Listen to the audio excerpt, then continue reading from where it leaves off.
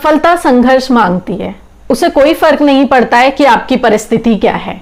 मेरी आज की कहानी कुछ इसी पे बेस्ड है। अब्दुसलाम इडोवो, नाइजीरिया, 1979। मात्र 3 साल की उम्र में इनको पोलियो हो गया। मुसीबत यहीं नहीं रुकी, बहुत जल्द इनकी माँ का भी देहांत हो गया। इनको मिलाकर के ये 11 भाई बहन थे। सब स्कूल जाते थे, लेकिन ये सिर्फ घर में अकेले रहते थे। कभी कभार ये उनके पीछे पीछे स्कूल चले जाया करते थे और क्लास में पढ़ते भी थे। लेकिन जब 1 साल गुजर गया तो इनको नेक्स्ट क्लास में प्रमोट नहीं किया गया। जब इन्होंने जाकर के अपने टीचर से पूछा कि मुझे प्रमोट क्यों नहीं किया गया, तो उनके टीचर ने जवाब दिया कि तुम्हारा एडमिशन हुआ ही नहीं है, हम तुम्हें क्लास में आने से मना नहीं करते थे ताकि तुम्हें बुरा ना लगे। ये रोते हुए अपने फादर के पास गए और इन्होंने सारी बातें उनको बताई। तो उनके फादर ने कहा कि मैं तुम्हारा एडमिशन नहीं करवा सकता हूँ क्योंकि तुम डिसेबल्ड हो, तुम घर पे ही रहो। इन्होंने जिद की पढ़ने की, लेकिन इनके फादर ने इन्हें एजुकेशन दिलवाने से मना कर दिया। ये बहुत रोए, बहुत गिड़गिड़ाए। वो कहते हैं ना, tears falls on def years. कहानी कुछ ऐसे ही थी। इनके फादर ने कहा कि अगर तुम्हें पढ़ना है तो तुम अपना खर्चा खुद उठाओ, मैं तुम्हारा खर्चा नहीं उठाऊंगा। फिर क्या, इनको पढ़ाई तो करनी ही थी। ये अपना सारा बोरिया बिस्तर लेकर के घर के बाहर निकल गए। इनके पास कोई ऑप्शन नहीं था एक्सेप्ट बेगिंग।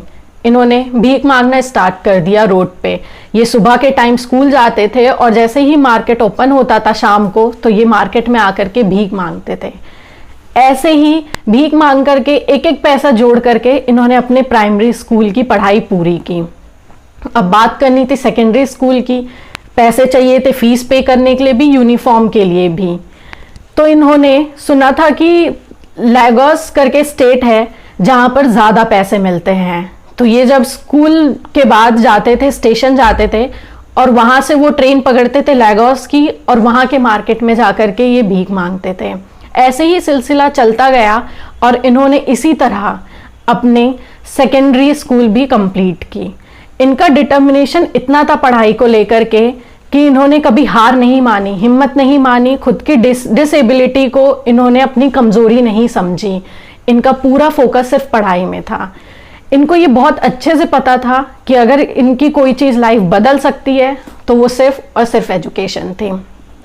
ये फाइनल ईयर में एक बार फेल भी हुए, फिर से इन्होंने सीट पे बैठे, लेकिन फिर से ये सेकेंड ईयर में फेल हो गए। इन्होंने तब भी हिम्मत नहीं आ रही और इन्होंने 3rd टाइम अटेम्प्ट किया और इस बार वो पास हुए। फिर ऐसे ही कर करके ये लेगोस शिफ्ट हो गए। वहां ये ब्रिज के नीचे सोते थे, अपना पढ़ाई भी करते थे और साथ में भीख मांगते थे, जैसे उनके पास कोई और ऑप्शन ही नहीं था। फिर उन्होंने पॉलिटिकल साइंस कॉलेज में एडमिशन लिया, यूनिवर्सिटी ऑफ लेगोस में। इनके पास उसकी फीस देने के लिए भी ज्यादा पैसा नहीं था, सिर्फ पहले ही सेमेस्टर की फीस देने के लिए इनके पास पैसा था। तो इनका ये कहना था कि आप स्टार्ट करिए, आगे चीजें अपने आप होती जाएंगी, लेकिन आपको स्टार्ट करना पड़ेगा। इन्होंने ऐसे ही स्टार्ट किया। ज्यादा पैसा चाहिए था तो इन्होंने ज्यादा भीख मांगना स्टार्ट कर दिया। फिर इन्होंने सेलिंग भी स्टार्ट कर दी, एक शॉप से दूसरे शॉप में सामान बेचना। उन्होंने भीख मांगने के साथ साथ ये किया, पर भीख मांगना इन्होंने छोड़ा नहीं क्योंकि उनके पास एक वो ऑप्शन था। ऐसी ही उनकी मुलाकात कॉलेज के टाइम पे हुई एक जर्नलिस्ट से। उस जर्नलिस्ट ने इन्हें प्रॉमिस किया कि वो इनकी स्टोरी अपने न्यूज़पेपर पंच न्यूज़पेपर में पब्लिश जरूर करेंगे, और उन्होंने वो पब्लिश किया। जब इनकी स्टोरी पब्लिश हुई तो बहुत सारे नाइजीरियन ऑर्गेनाइजेशन की ये नज़र में आए। कहते हैं ना, रे ऑफ होप। इनकी ज़िंदगी उस पॉइंट से बदल गई। उन ऑर्गेनाइजेशन ने इनकी एजुकेशन के लिए स्पॉन्सरशिप किया, इनको हेल्प किया, इनको सपोर्ट किया आगे पढ़ने के लिए। 2011 में इन्होंने अपनी पॉलिटिकल साइंस की पढ़ाई खत्म की और अपने लॉ एग्जाम के लिए तैयारी की। जैसे इनका सपना ही हमेशा से एक लॉयर बनने का था। इन्होंने एग्जाम क्लियर किए और 2016 में जाकर के इन्होंने अपनी लॉ की पढ़ाई भी कंप्लीट कर ली। इनका हमेशा से कहना था कि इनको एक लॉ फर्म खोलना है और आगे जाकर के ये जज बनना चाहते हैं। जो इनका ये डिटर्मिनेशन था, लगन था, इसने इनको हमेशा आगे बढ़ने के लिए प्रेरित किया।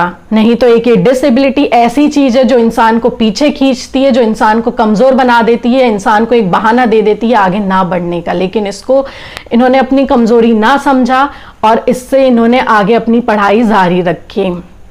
इनका हमेशा से कहना था कि सक्सेस चॉइस है। हम सक्सेस को अपनी किस्मत, अपने लक से कनेक्ट कर देते हैं, लेकिन सक्सेस या फेलियर वो हमारी चॉइस होती है। अगर वो डिसेबल होने के बावजूद वो इतना कर सकते हैं, तो आप सोचिए अगर वो नॉर्मल आपकी मेरी तरह एकदम फिट होते तो वो आज कहां से कहां होते। वो आज एक सक्सेसफुल लॉयर है नाइजीरिया में। ये कहानी सुनने में काफी छोटी लगी होगी, लेकिन ये कहानी है संघर्ष की, जो उन्होंने 8 साल की उम्र में स्टार्ट किया था और जाकर के खत्म हुआ 39 साल की उम्र में। उन्होंने अपनी लॉ की डिग्री 2016 में कंप्लीट की, जब वो 39 साल के हो गए थे। Thank you for watching this video. अगर आपको ये वीडियो पसंद आया तो लाइक, शेयर और सब्सक्राइब जरूर करिएगा। कभी भी हिम्मत टूटे तो ये वीडियो को जरूर देखिए।